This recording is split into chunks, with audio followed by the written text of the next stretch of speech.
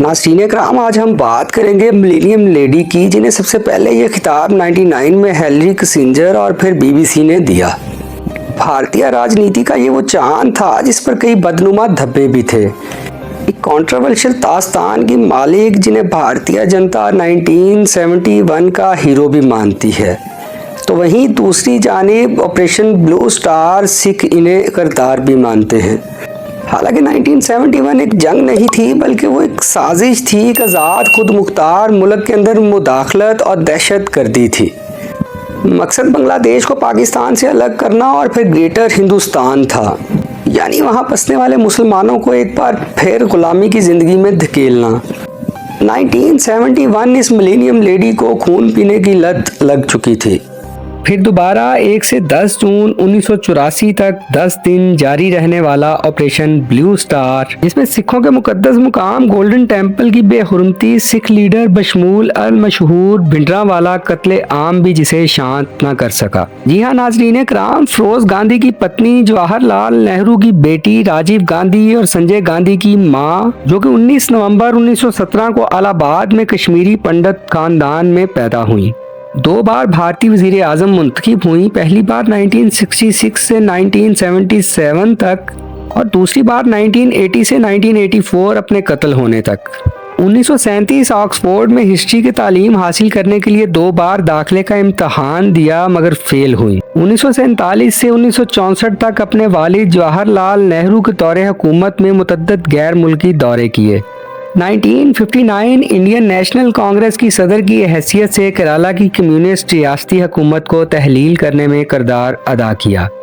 लाल बहादुर शास्त्री, जिन्होंने 1964 में नेहरू की मौत के बाद वजीर आजम के तौर पर कामयाबी हासिल की थी, उन्होंने इंदिरा गांधी को अपनी हुकूमत में इंफॉर्मेशन और ब्रॉडकास्टिंग का वजीर मुकर्रर किया। इसी साल वो हिंदुस्तान के ऐवान बाला राज्यसभा के लिए मुंतखब हुई। 1966 वज़ीर आज़म शास्त्री की अचानक मौत के बाद INC इंडियन नेशनल कांग्रेस के इंतखाब में अपने हरीफ मोरारजी देसाई को शिकस्त दी। वैसे 1977 को वो INC में हार गई थी, यहाँ तक कि हिंदुस्तान की तारीख में पहली बार हुआ था कि वो अपना हल्का भी हार गई थी। है, इस पर आगे चल के बाद में बात करते हैं। अभी बात करते हैं 1966 से 1977 तक के दौर की। इस दौरान इनके नुमाया कारनामों में इंडिया के 14 बड़े बैंकों को नेशनलाइज करना, इसके अलावा कई दूसरे सेक्टर स्टील, कॉपर, कोयला, कॉटन, रिफाइनरी और इंश्योरेंस इंडस्ट्री को भी नेशनलाइज करना। मकसद था कि इससे लेबर सेक्टर के लिए मुलाजमत और इनके हकूक को तहफ़्फ़ुज़ दिया जा सके। इसके अलावा उन्होंने जेंडर इक्वालिटी पर भी काफ़ी काम किया। 1971 इंदिरा गांधी ने असम्बलियाँ तहलील कर दी और कबल अज़ वक्त यानी 1 साल पहले मार्च 1971 में इंतखाबात करवाए। इस दौरान उन्होंने गरीबी हटाओ के नारे के साथ अपनी कैंपेन की। दूसरी तरफ मोरारजी देसाई के ज़ेरे साया पूरी अपोजिशन एक साथ इंदिरा गांधी के खिलाफ खड़ी हो गई और उन्होंने अपना नारा इंदिरा हटाओ लगाया। इसके बावजूद इंदिरा गांधी ये इलेक्शन जीत गई और फिर इसी साल के आखिर में अपनी इंतहा पसंदाना और दहशतगर्दाना पॉलिसी से हमसाया मुल्क मशरकी पाकिस्तान में आलमी कवानीन की धज्जियां बखेरती और अपनी साजिशों, माली सपोर्ट और दहशतगर्दों को भेजकर हालात ख़राब करने में कलीदी किरदार अदा किया।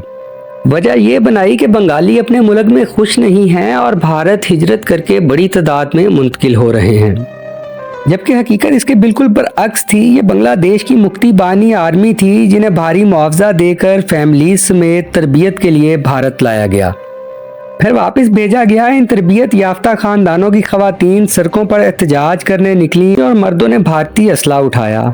खैर बदनसीबी के हमारा मुल्क दो लख्त हुआ और हमारे अपने ही लोग बैरूनी हाथों में खेले। इसी को जवाब बनाकर 1974 में इंडिया ने अपना पहला न्यूक्लियर टेस्ट किया। 1971 मुतनाज़िया इलेक्शन, बढ़ती बेरोजगारी, गिरती मईशत के बायस पूरे हिंदुस्तान में एहतजाज शुरू हो गए। इस दौरान अपना इक़्तिदार बचाने के लिए उन्होंने कई लोगों को गिरफ्तार किया। 1975 सुप्रीम कोर्ट ने इलेक्शंस को नील एंड वॉइड डिक्लेयर किया।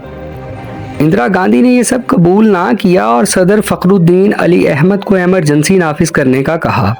यह एमरजेंसी जून 1975 से मार्च 1977 तक रही। 1980 एक बार फिर भारी अक्सरियत से वजीर आज़म मुंतखब हुई। इस दौरान भारतीय पंजाब में इंडिया से अलहदगी की तहरीक अपने अरूज पर थी। सिख हिंदू तसल्लुत से आज़ादी और अपना अलग वतन खालिस्तान डिमांड कर रहे थे। बजाय सिखों के जायज़ मुतालबात मानने और टेबल टॉक के खून की प्यासी इंदिरा गांधी का इस बार शिकार बनने वाले इनके अपने ही हम वतन थे। इनकी अपनी ही सरजमीन हिंदुस्तान पंजाब थी और सिखों का मुकद्दस मुकाम गोल्डन टेम्पल था, जिसे सिखों के 5वें गुरु अर्जुन देव जी ने अपनी ज़िंदगी में तामीर करवाया था। और ये मुसलमानों के लिए बाइस इज़्ज़त और तकरीम इसलिए भी है कि इसका संगे बुनियाद गुरु अर्जुन देव जी ने अजीम करामाती सूफ़ी बुजुर्ग हज़रत मियाँ मीर सरकार से रखवाया था।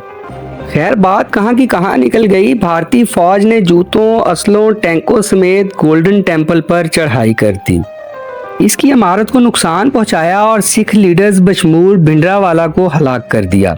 यह ऑपरेशन 1 जून से 10 जून 1984 10 रोज तक जारी रहा। इस ऑपरेशन में भारत की 7, 9 और 15 इन्फेंट्री ने हिस्सा लिया। इस ऑपरेशन में 8 से 10 हज़ार तक सिखों की नस्ल कुशी की गई। सिखों ने इस ऑपरेशन को अपने मजहब के ऊपर हिंदू स्टेट के अटैक का नाम दिया। नाज़रीन कराम, यही शिद्दत पसंदी और कत्लो गारत की लत थी कि बेंट सिंह, जो कि इंदिरा गांधी का काफ़ी पुराना और बाएतमाद बॉडी गार्ड था, उसे ट्रांसफ़र करने की बात की जा रही थी, क्योंकि वो एक सिख था और इंदिरा गांधी पर ऑपरेशन ब्लू स्टार के बाद हमले का खतरा बहरहाल मंडला रहा था। लेकिन इंदिरा गांधी ने सिखों को दिखाने के लिए कि वो सिख कम्युनिटी पर अब भी भरोसा करती है, बेंट सिंह का तबादला ना किया। मगर वो भूल गई थी कि इसने किसी की ज़ात, बरादरी, शख्सियत या लीडर को नहीं छेड़ा, बल्कि एक कौम के मज़हब को छेड़ा है और उनके मुकद्दस मुकाम को नुकसान पहुंचाया है और साथ साथ उसकी बेहुरमती की है। मगर बेंट सिंह ये सब ना भूला था। 31 अक्टूबर 1984 को जब Indira Gandhi British actor Peter Ustinov से मिलने जा रही थीं, जो कि एक डॉक्यूमेंट्री के लिए इनका इंटरव्यू लेने वाला था, तो गुरु अर्जुन देव जी का ये प्यारा बाबा गुरु नानक का मानने वाला बेंट सिंह अपने साथी सतवंत सिंह के साथ गेट पर इंदिरा गांधी का इंतजार कर रहा था।